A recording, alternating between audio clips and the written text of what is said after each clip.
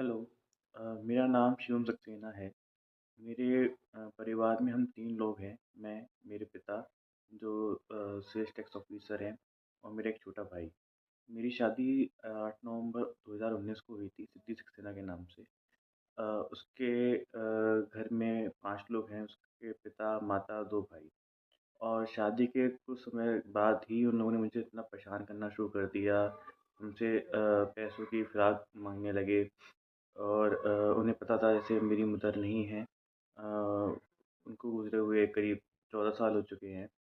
तो वो हमसे नाजायज़ 20 लाख रुपए की माँग करने लगे थे, ये कह के कि उनकी बेटी को बीएससी नर्सिंग के बाद सरकारी जॉब मिल जाएगी उत्तराखंड में, तो उसकी रिश्वत देनी है, जिसकी रिकॉर्डिंग मेरे पास थी, जिसका एफआईआर हमने किया था और उसके ऊपर उनके ऊपर चार्जशीट भी लगी थी। उसके बाद जब वो उससे नहीं माने तो उन्होंने हमारे ऊपर करीबन 7-8 झूठे मुकदमे किए, जो सारे के सारे गलत पाए गए और जिन सब के ऊपर एफआईआर लग गई।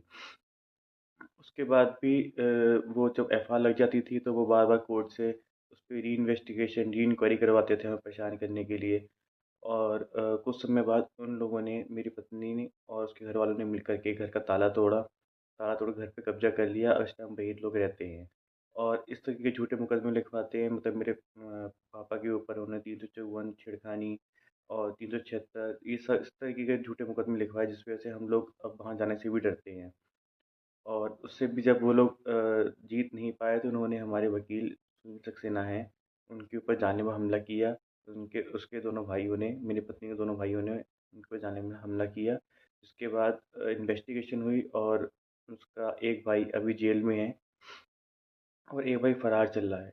तो मुझे इस तरीके से प्रताड़ित किया जा रहा है, मानसिक रूप से, शारीरिक रूप से। मैं कहीं जॉब नहीं कर पा रहा हूँ। मेरे ऊपर बरेली में और नैनीताल में इसने मुकदमे डाल दिए हैं कि उनकी डेट लगती रहती है। मुझे परेशान करते हैं। जब मैं कोर्ट में जाता हूँ तो मुझसे वहाँ बदतमीज़ी करते हैं लोग आकर के। और मतलब हर तरीके का वुमेन कार्ड खेलना मेरे साथ में। तो मैं बहुत ज़्यादा परेशान हो गया हूँ, मतलब मैंने कई बार सोचा भी मैं आत्महत्या कर लूँ।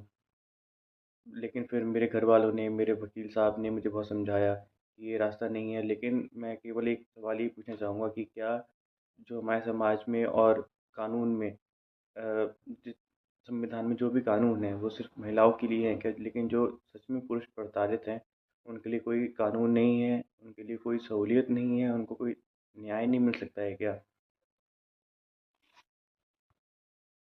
और साथ ही मेरी पत्नी सिद्धि सक्सेना मुझे धमकी देती है, उसके घरवाले मुझे धमकी देते हैं कि अगर हम उनकी बात नहीं मानेंगे, हम उनके मन मुताबिक उन्हें पैसा नहीं देंगे, तो वो हमें झूठे केस में फँसाते रहेंगे, वो हमें जेल भेज देंगे।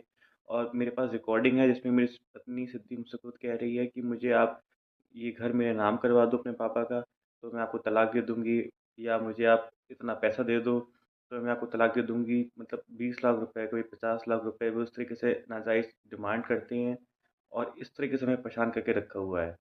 तो मैं, मेरे पिता दोनों, मेरा भाई भी सब बहुत ज़्यादा प्रताड़ित हो चुके हैं। मेरे पिता की एक आँख खराब है, साथ ही दूसरी आँख में ग्लूकोमा भी है। तो और हम बहुत ज़्यादा परेशान हैं, हमें समझ में नहीं आता हम क्या करें?